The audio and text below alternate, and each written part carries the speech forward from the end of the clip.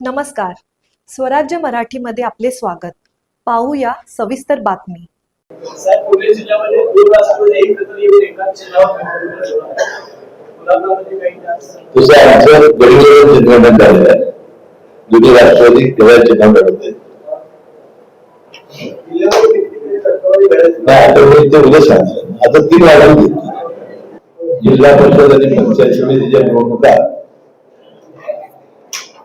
9 वर्षांना होत आहेत आणि या 9 वर्षांना होणाऱ्या या निवडणुकीमध्ये विशेषतः कोल्हापूर जिल्ह्यामध्ये परवा झालेल्या महानगरपालिकेमध्ये महायुतीचा झेंडा आपण महानगरपालिकेवर फडकवला. तसा जिल्हा परिषद महायुतीचा झेंडा फडकवण्यासाठी कोल्हापूर जिल्ह्यातील 3 पक्ष सज्ज झालेले आहेत.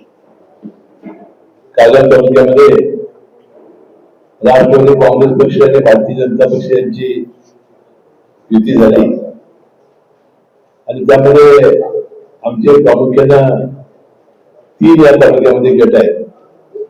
एक आहे राष्ट्रवादी काँग्रेस पक्ष माझा गट, एक आहे संजय बाबांचा भारतीय जनता पक्षाचा गट आणि समरजित सिंग घाटगे यांचा भारतीय जनता पक्षाचा गट.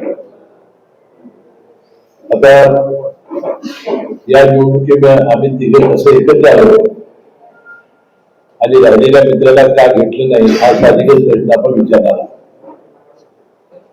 पण आमची जी युती झाली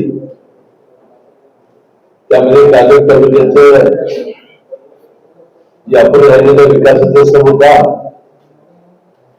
आणि गोरगरीब सामान्य शेतकरी शेतमजूर यांच्या कल्याणासाठी अतिशय निरपेक्ष भावनेला आम्ही एकत्र आलेलो. आता 3-4 वर्ष कोणत्याही निवडणुका नाहीत. आता या जिल्हा परिषद आणि पंचायत समितीच्या माध्यमातून संजय बाबांचा फार मोठा प्रतिनिधी अनुभव आहे. एकदा ते पंचायत समिती सभापती झाले. 12 वर्ष रामाचं 12 वर्ष संपलं परंतु बाबाकडे तेवढं संपलं नाही. म्हणजे अतिशय या पंचायत समितीच्या माध्यमातून 12 वर्ष त्यांनी अतिशय चांगलं काम सभापती म्हणून केलं आणि मी पंचायत समितीचा सभापती होतो. समरजित सिंग घाटगे हे छत्रपती शाहू कारखान्याच्या निमित्तानं सरकारातून पुढे आलेले आहेत आणि या राजकारणामध्ये गेली 10 वर्ष ते संघर्ष करत आहेत आणि आम्ही तिघांनी एकत्र येऊन जी आघाडी केलेली आहे त्या आघाडीचे सर्व उमेदवार प्रचंड मतांनी विजयी होते.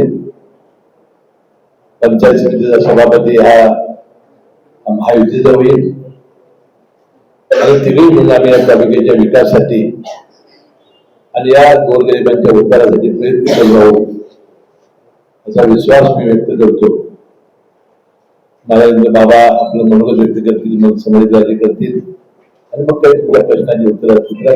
स्वराज्य मराठी, बातमी नाही जबाबदारी. चॅनलला लाईक करा, शेअर करा आणि सबस्क्राईब करा.